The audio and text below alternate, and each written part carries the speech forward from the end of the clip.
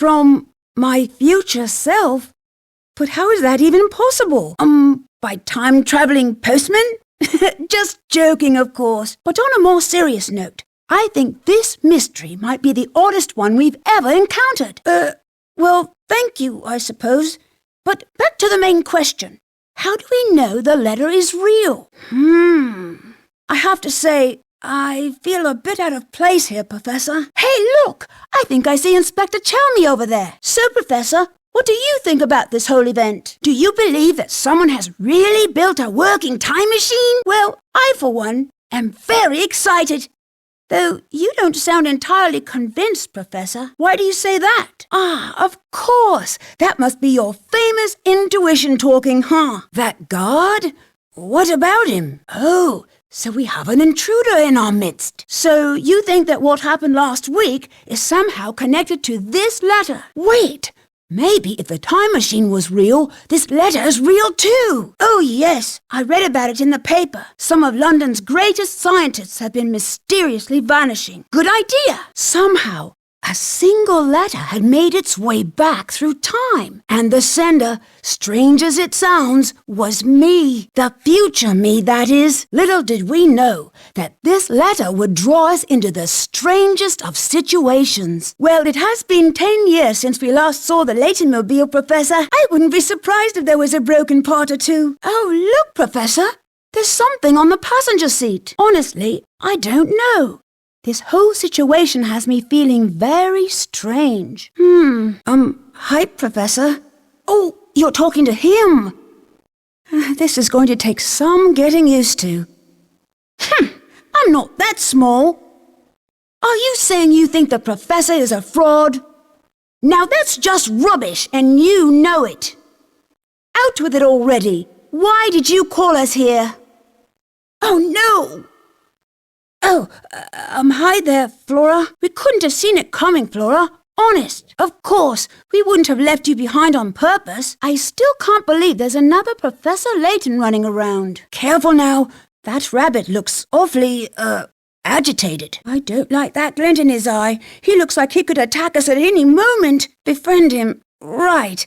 He doesn't look too, friendly. But I guess I can give it a shot. I hope we find the Professor soon. You're a fine one to talk. Where did you go? 1 minute you were there, and the next you'd vanished. Are you really Professor Layton? I don't know.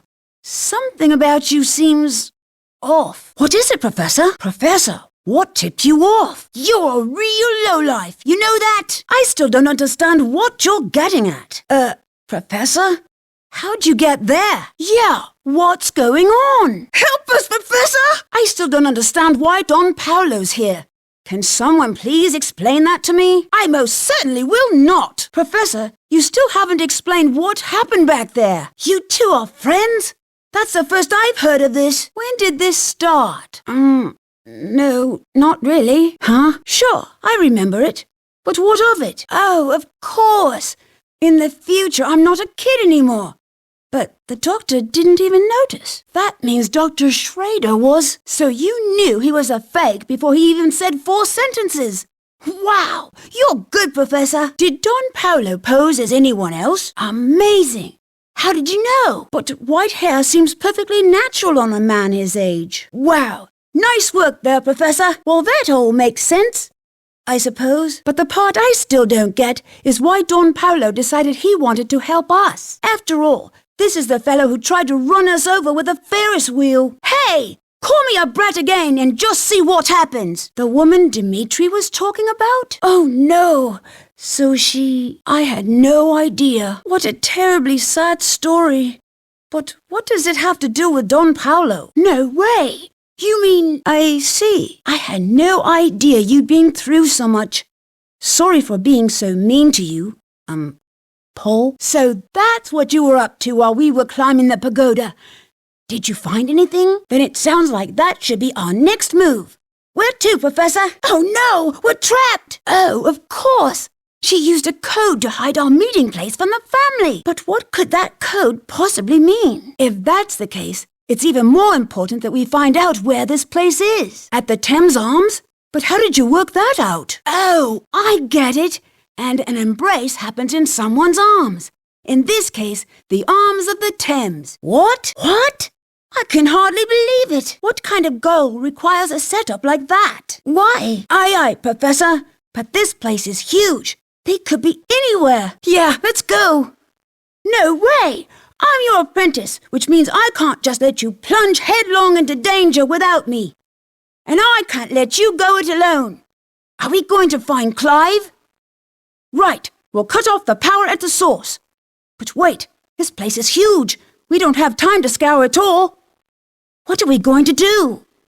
We've got 10 minutes to get out of here before the fortress explodes. Now what? How are we going to do that? Oh, no! Dear Professor Layton, it's been a while since we said goodbye.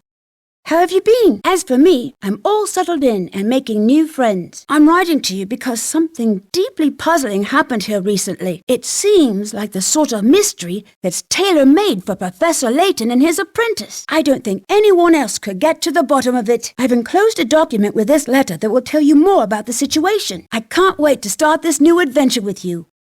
Please write back as soon as you get this letter. Your friend and apprentice, Luke. Sorry, Mr. Rabbit. I didn't mean to... Of course not, Mr. Subject 3. I didn't mean to impose, but we really do need to pass through here. But we just... That's a peculiar name. I don't mean to stir up painful memories, but you said you were a test subject, so... That sounds awful. Did you hear Subject 3's terrible story? Apparently, he was forced to be a test subject in a whole bunch of weird science experiments. Poor little fellow. What kind of attitude is that? You're free now, and you've got your whole life ahead of you. Watch out, Professor. There's a bee over there. If you say so, I suppose I can give it a shot. Wow. You're not like any bee I've ever met. You'd probably have better luck blending in if you didn't talk. Wait, are you saying you've got the same job as Granny Riddleton? I'm all ears. It makes perfect sense.